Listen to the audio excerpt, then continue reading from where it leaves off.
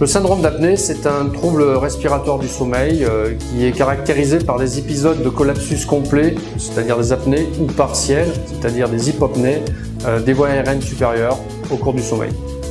Vous, en tant que chirurgien dentiste, vous avez deux rôles principaux. Le premier, ça va être de dépister le syndrome d'apnée. C'est extrêmement simple à partir de certains signes et symptômes très évocateurs, comme les ronflements ou le fait d'être somnolent la journée. Vous allez pouvoir rendre énormément service à votre patient en l'envoyant vers un spécialiste du sommeil qui lui fera un diagnostic objectif de la présence et éventuellement de la sévérité de ce trouble respiratoire du sommeil. Le deuxième aspect, le deuxième rôle fondamental du chirurgien dentiste va être lorsqu'il y a un syndrome d'apnée et lorsqu'une orthèse d'avancée mandibulaire est indiquée, ça va être toutes les étapes qui vont permettre au final de mettre en place une orthèse et ensuite d'assurer sa titration, c'est-à-dire trouver son efficacité maximale pour améliorer la ventilation au cours du sommeil.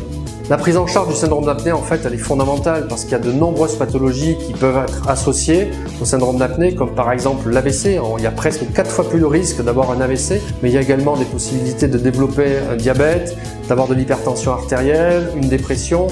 Donc, il est fondamental que vous sachiez dépister, que vous sachiez orienter un patient qui a un possible syndrome d'apnée à un professionnel de la médecine. Il existe différentes configurations d'orthèse, mais au final, ils ont toutes le même rôle.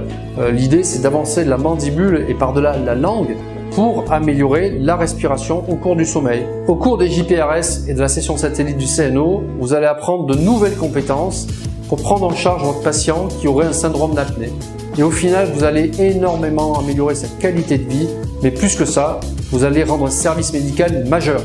Vous aurez la possibilité le matin, par le biais de cours magistraux, de tout savoir, ou presque, sur le syndrome d'apnée.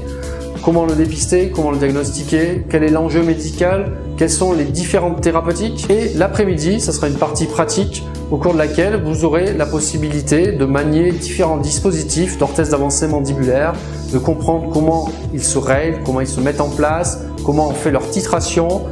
Chacun a leur spécificité et tous seront abordés.